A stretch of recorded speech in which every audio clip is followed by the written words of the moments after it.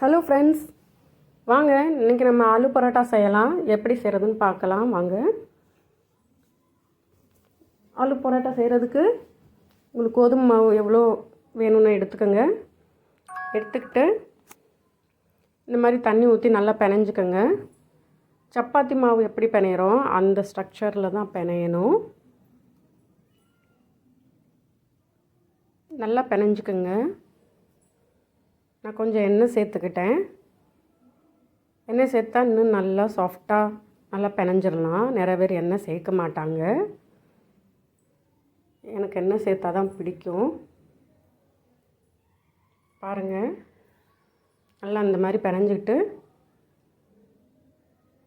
ஒரு துணி போட்டு கவர் பண்ணிக்கணும். உருளைக்கிழங்கு தனியாக வேக வச்சேங்க. பாருங்கள், வேக வச்சு எடுத்துக்கிட்டேன். நல்லா வெந்திருக்கணுங்க. ஒரு 5-6 சீட்டி விட்டுக்கோங்க. உங்களுக்கு குக்கருக்கு எப்படியோ அந்த மாதிரி விட்டுக்கோங்க. விட்டு எடுத்து பீல் பண்ணிகிட்ருக்கேன்.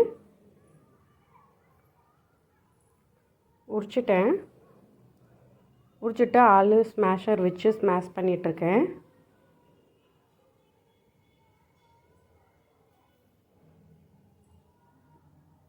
நல்லா பண்ணிடணுங்க இந்த அளவுக்கு.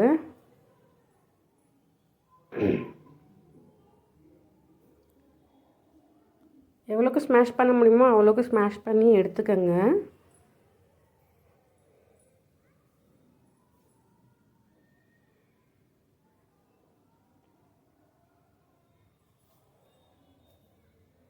பாருங்கள் எவ்வளோக்கு ஸ்மாஷ் பண்ணியிருக்கேன்னு.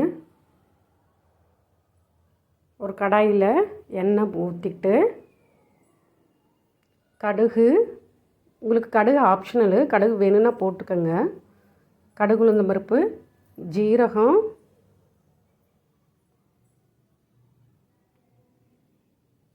அஜ்வாயின், பெருங்காயத்தூள் இதெல்லாம் போட்டு நல்லா வெடிக்க விட்டுட்டு அந்த எண்ணெயிலே நான் அந்த மஞ்சத்தூள், கரம் மசாலா, லால் மிர்ச்சி பவுடர் அதெல்லாம் போட்டுக்கிட்டு ஆலு ஸ்மாஷ் பண்ணதை கொட்டிட்டு நல்லா வதக்கி விட்டுட்டு கொத்தமல்லி போட்டு இதே நல்லா மிக்ஸ் பண்ணி எடுத்துக்கிட்டேன். வாங்க பரோட்டா எப்படி செய்ய பார்க்கலாம்.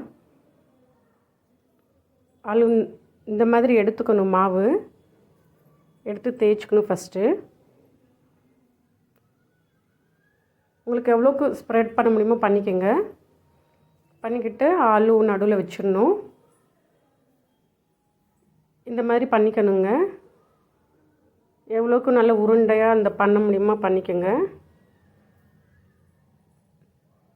பாருங்கள் எந்த ஸ்ட்ரெச்சரில் நான் பண்ணுறேன்னு. எவ்வளோக்கு உங்களுக்கு ஸ்ப்ரெட் பண்ண முடியுமோ ஸ்ப்ரெட் பண்ணிக்கோங்க. சின்னதாக வேணாலும் பண்ணலாம், பெருசாக வேணாலும் பண்ணலாம். பாருங்கள், குழந்தைங்களுக்கு செஞ்சு கொடுங்க. குழந்தைங்க நல்லா விரும்பி சாப்பிடுவாங்க. வீட்டில் வயசானவங்களும் நல்லா விரும்பி சாப்பிடுவாங்க.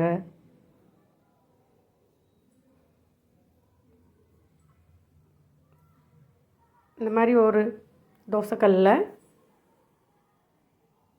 போட்டுறணும். எனக்கு சப்பாத்தியும் இந்த மாதிரி ஆலு பரோட்டாலாம் செய்கிறதுக்கு தனியான தோசைக்கல் வச்சுருக்கேன். தோசை சுடுற கல்லில் சுட மாட்டேன். முடிஞ்ச வரை கீ, பட்டரு இந்த மாதிரி போட்டுக்கோங்க. இது எண்ணெய் சேர்த்துக்காதீங்க ஆலு பரோட்டாக்கு.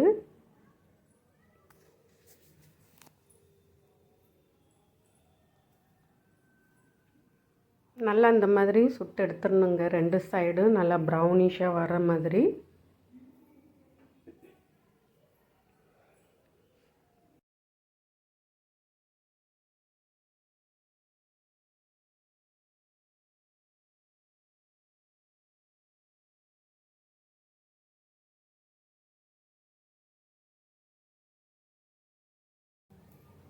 இந்த மாதிரி ஆலு பரோட்டா சாஸ் வச்சு சாப்பிடுங்க, நல்லாயிருக்கும்.